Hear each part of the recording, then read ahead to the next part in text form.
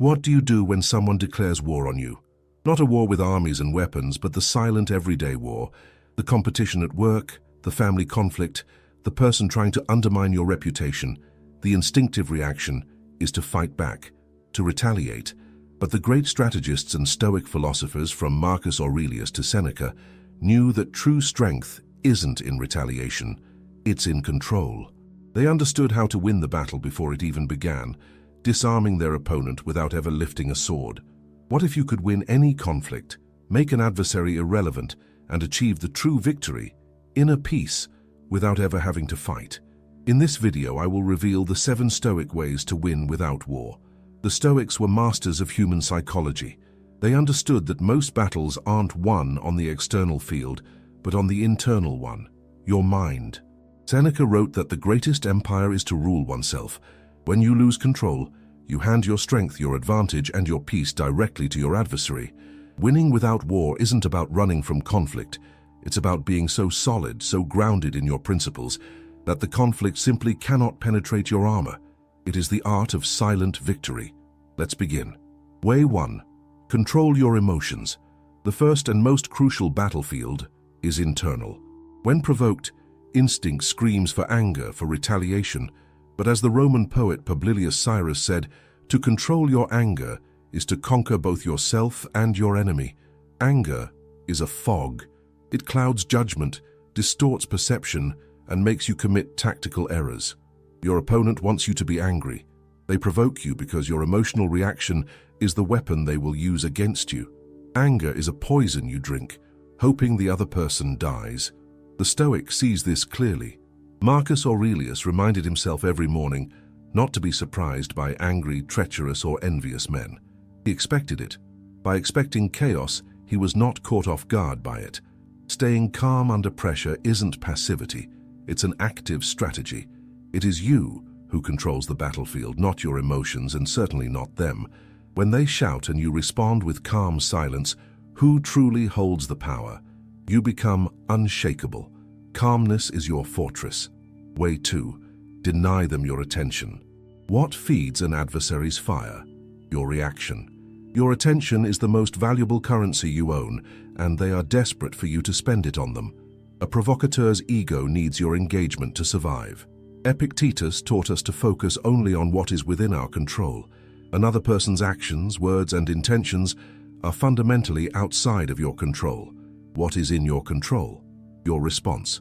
To deny your attention is the deepest form of strategic indifference. Do not react. Do not engage in useless arguments. Do not defend your name against irrelevant gossip. Your silence is not weakness. It is a declaration of power. It is saying, "You are not significant enough to disturb my peace." Imagine a dog barking furiously at the moon. The moon continues on its course, indifferent, majestic. Be the moon. Silence suffocates their ego. They expect a fight but find only a void. This absence of a reaction frustrates them and exposes their own insignificance, disarming them completely without you lifting a finger. Way 3. Outgrow them. Marcus Aurelius wrote in his Meditations, "The best revenge is to be unlike your enemy." While they spend energy plotting, gossiping, and trying to pull you down, where is your energy going? If you try to fight back on their level, you have already lost because you have allowed them to set the rules of the game and lowered your character to theirs. The true Stoic victory is to use the conflict's energy not to fight, but to build. Outgrow them in every way. Become better, more skilled, more disciplined, more virtuous. If they compete with you at work, become the most reliable and excellent employee. If they spread lies, live a life of such integrity that no one believes them. Rise so high that they can no longer reach you. Imagine you are both at the base of a mountain. The enemy tries to pull you into the mud. Instead of rolling in the mud with them, you start climbing. When you are halfway up, what can they do? Yell? Throw stones that don't even come close? From the top, you won't even hear them. Your excellence is the final answer. Way 4. Master your mind. Your mind is the one thing that truly belongs to you. It is your inner citadel. An enemy can take your possessions, harm your reputation, or even hurt your body, but they cannot touch your thoughts unless you allow them to. Seneca said, "We suffer more often in imagination than in reality." Your adversary knows this. Their primary tactic is not physical, but psychological.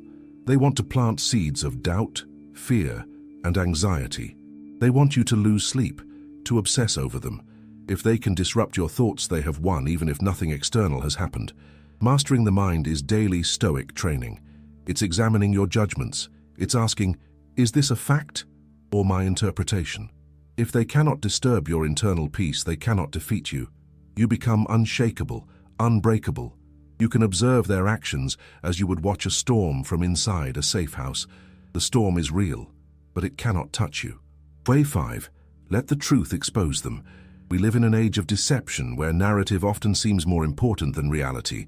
The temptation to fight lies with more words, to defend yourself publicly, is enormous. But the Stoic practices the patience of truth. You don't need to fight a shadow, just turn on the light. Truth has its own strength, it is resilient. Lies, on the other hand, require constant maintenance. They are fragile and collapse under the weight of their own contradictions. There is no need to enter the battle and actively try to expose your enemy. This often just gives them more of a platform. Instead, continue to act with integrity. Stay focused on your actions.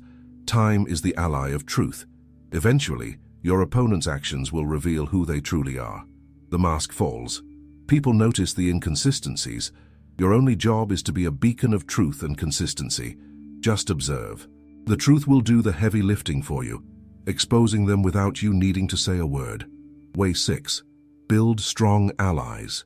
There is a misconception that the Stoic is a lone wolf, indifferent to everyone. This is false.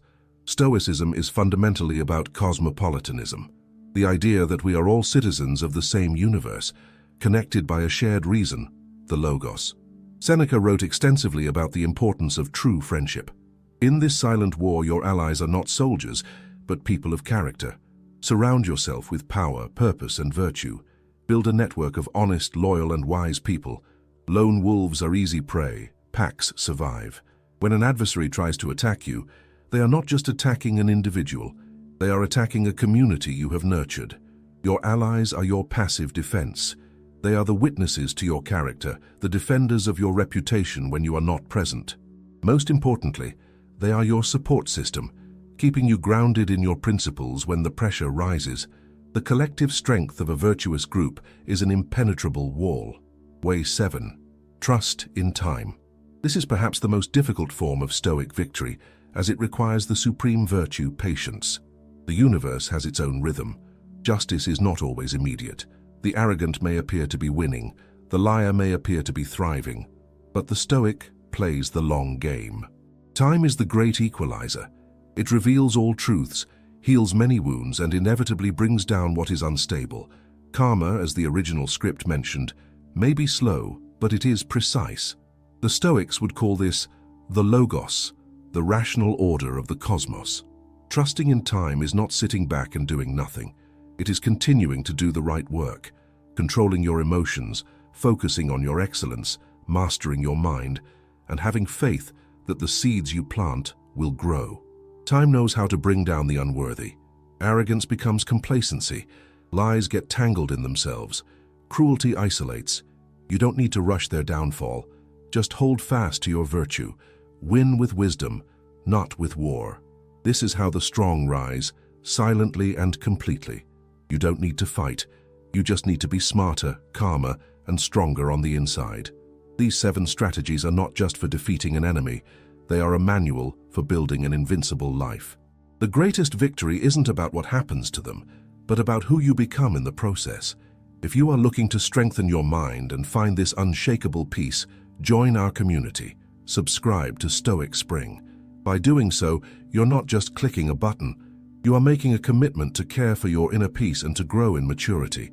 Your life improves when you build this habit. And now I'd like to know, which of these 7 ways is the most difficult for you to apply today? Leave your answer in the comments.